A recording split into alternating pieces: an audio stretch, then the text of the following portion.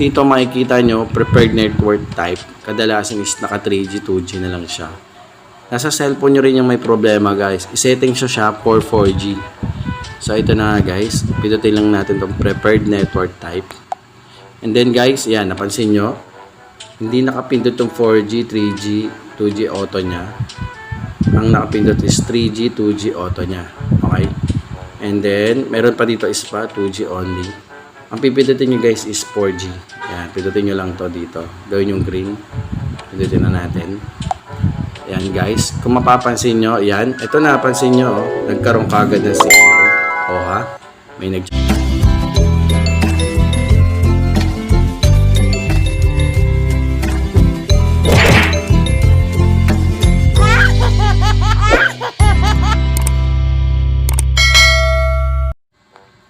So what's up guys? Welcome back ulit sa aking channel, Benru TV. Yan, for today's video guys, ituturo ko sa inyo kung paano nyo palalakasin yung signal ninyo sa cellphone. Kasi nga 'di ba kadalasan is mahina ang signal, walang signal. At lalo na kapag itong maulan guys, nawawala yung signal. So ngayon guys, ituturo ko sa inyo kung paano nyo palalakasin ang inyong signal. Dalawang klase to guys. Pwede sa settings at saka sa sikretong apps na ituturo ko sa inyo. Yung una munang settings ang gagawin natin. Okay? Kagaya nito sa akin guys. Pansin nyo yung nandito ko. Ito. Diba halos walang signal. Naka-X siya. Yung signal ko dito. Ayan guys. Tuturuan ko kayo kung paano magkakasignal yan. Sikreto lang yan guys. Kaya sana magustuhan mo tong video na to. At before, kung magustuhan mo tong video na to guys, huwag mo naman kakalimutan mag-subscribe, like, share, at pakit na rin yung bell button dyan sa aking YouTube. Yes, para update, at least updated ko sa mga video tutorial na ang ginagawa. So yun guys, pakipollow na rin ako sa Benru TV Tutorial. Maraming salamat. Sa Facebook po yun. And then sa TikTok, maraming salamat po sa inyo. And then ito na guys, simulan na natin. Una guys, pansinin nyo to Ito, halos walang signal, di ba? Lalagyan natin ng signal yan. Napabilis lang nito guys. Sobrang dali. Una guys, pindutin nyo, punta kayo sa settings. Pataas, settings yan. And then, sa settings na yan guys, siyempre, pipindutin nyo yung ito guys, SIM card mobile data. Yan. Pag-pindot nyo yan guys, ito lang, napakadali lang nito guys. Simple lang. Baba pa tayo, baba. And then, mobile data. Mapapansin nyo guys, wala halos wala. Zero, naka-X. Gagawin natin guys, isi-settings lang natin dito sa mobile data. Pindutin lang natin yan. And then guys, yan, naka-mobile data, nasa SIM 1, di ba? Okay na yan, balik tayo dyan guys. And then guys, pipindutin na natin tong SIM 1. Okay guys, pindutin na natin tong SIM 1. And then guys, dito makikita nyo, preferred network type. Kadalasan is naka 3G, 2G na lang siya. Nasa cellphone nyo rin yung may problema guys. I-setting siya for 4G. So ito na guys, pindutin lang natin tong preferred network type. And then guys, yan, napansin nyo, hindi nakapindot tong 4G, 3G, 2G auto niya. Ang nakapindot is 3G, 2G auto niya. Okay? And then, meron pa dito is pa 2G only. Ang pipindutin nyo guys is 4G. Yan, pindutin nyo lang to dito. Gawin yung green. Pindutin na natin. Yan guys. Kung mapapansin nyo, yan. Ito napansin nyo, nagkaroon kagad ng signal. O ha? May nag-chat na kagad.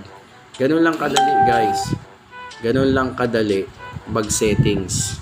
Minsan nasa settings nyo lang yan. Na sobrang siguro nagalaw ng inyong mga kung sino man nagalaw. Kaya ayan, tingnan nyo guys, full, naka-full siya guys, 4G. O diba? Ganyan kadali lang. So ito naman guys, itong pangalawang ituturo ko sa inyo. Ito naman, nangangailangan tayo ng apps dito. Balik na tayo guys, balik na. Okay na yun guys. So yun guys, nangangailangan tayo, halimbawang iyan, isumina talaga at wala sa settings. Dito guys, tuturuan ko kayo yung sikretong apps na ginagawa ko. Gaya nito guys, punta lang kayo dito sa Play Store.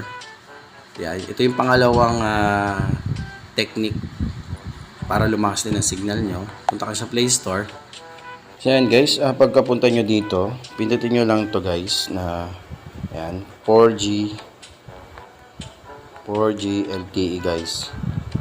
Yan, pindutin nyo lang to guys, ito 4G LTE. And then, ang pipiliin nyo guys ito, 4G LTE only. Itong 4G na kulay green. Ang gumawa niya ay X-Square Studio. Okay? Naka-install na sa akin yan guys. Ayan, ayan, pwede kong i-update. Sabi niya update ko para mas maano. Update natin guys. Naka-install na yan. Actually, ginagamit ko na siya. Kasi nga dito ako nakatira sa Bulubundukin. Alam niyo na. Kaya kailangan kong magkaroon ng malakas na signal. Ayan guys. Ayan, i-install na. So, ayan na guys. I-open na natin.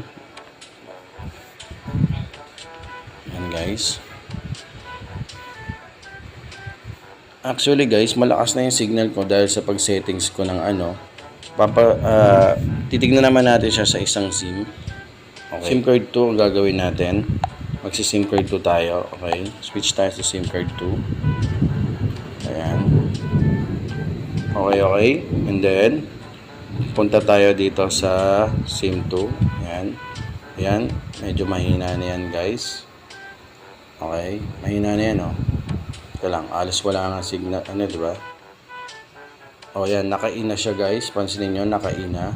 So yun. Mahina na yung signal niya. Pero full bar pa rin. Ang gagawin nyo guys. Punta tayo dito sa ayan. Punta dito tayo sa apps. Ito. Punta tayo dito sa 4G LTE. Tinang natin yan. And then, punta tayo sa method 1, Android below 11. And then, guys, ayan. Pansinin nyo guys, naka LTE UMTS Auto PRL siya. Pipindutin lang natin siya guys into LTE only. Up, down nyo lang. Ito, kung mapansin nyo, itong LTE only, yan yung pipindutin nyo at pipiliin nyo. Yan, pinili na natin. Then, balik na tayo. Yan, mamaya okay na yan. So ayan guys, ito na nga guys, lumabas na yung 4G LTE. Ganun lang kadali guys. Okay. Napakadali lang yung ginawa natin tutorial guys. Sana na sundan nyo. Yun lang guys. Hanggang dito na lang. Maraming salamat po sa inyo, sa mga nanood, sa mga aking mga masusugid na subscriber. Salamat po sa inyo. At kung nagustuhan mo to guys, at bago ka lang sa channel ko, huwag mo naman kalimutan mag-subscribe, like, share. At pakita mo na rin yung bell button dyan sa baba para at least updated ka sa mga new video na aking ginagawa.